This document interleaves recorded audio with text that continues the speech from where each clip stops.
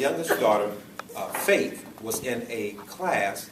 She was in kindergarten in a class, of course, at the school that she's attending currently. And I had a teacher-parent conference with Faith's teacher.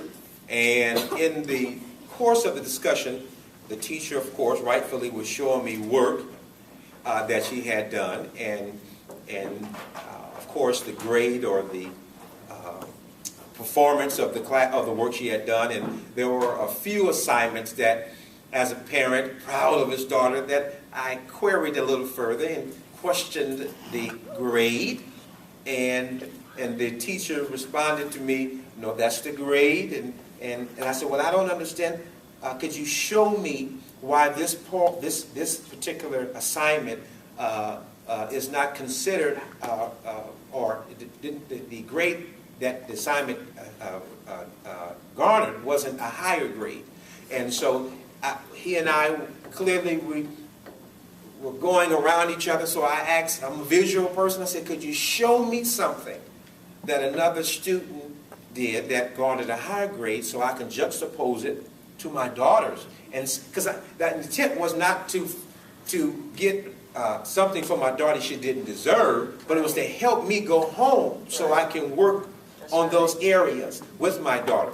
And so he gave me another assignment another child had done, and I looked at that, and it was beautiful, colored all in the lines and everything. And I said, "Okay, what was the assignment?" And he reiterated what the assignment was.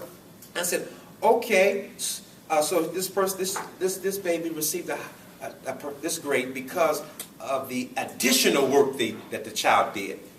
And the teacher still was a little hesitant, and so at this time there's a little tension in the room, not much. It's just a little tension, and I want to hear you. Help a brother out, please.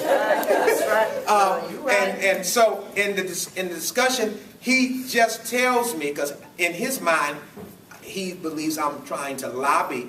He felt I was trying to lobby for something that the daughter did not deserve. Right. And he ended up saying, "Well, I'll just change the grade." "No, don't change the grade. I'm just trying to understand the grade." That's right. And so he just became, I guess he was done with the discussion, and he blurted out, "Your child just average."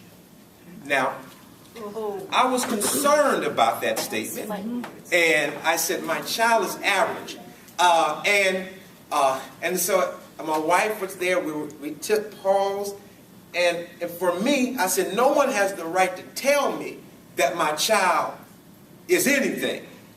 You can't define what my child, especially using a word like average. Now, we had a subsequent meeting, conversation, the principal's here, and we were able to sing Kumbaya and a number of things in the room. And she was a great moderator, facilitator, and clearly there was no sparks flying. But what I've come to discover is what happens more often than not, that the words he used, because this issue of average to him meant something different than it meant to me. That's right. That's right. And so there was a cultural perception that was not understood. That when you tell an African American man who grows up in an urban community that you or your child is average, that for me, I took that as you saying my child may drop out of school. Mm-hmm. That my child may not go to college, doesn't have college credentials.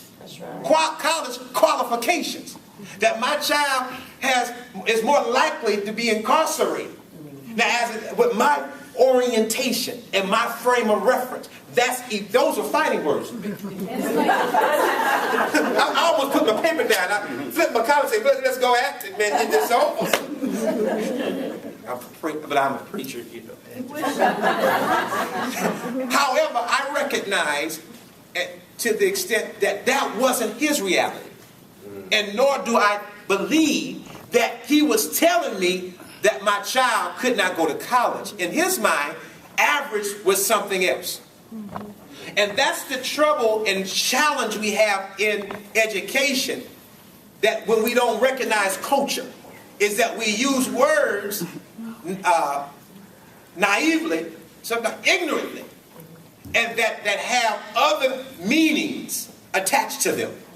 And that's why it's imperative to have these sensitivity cultural moments where we can engage each other.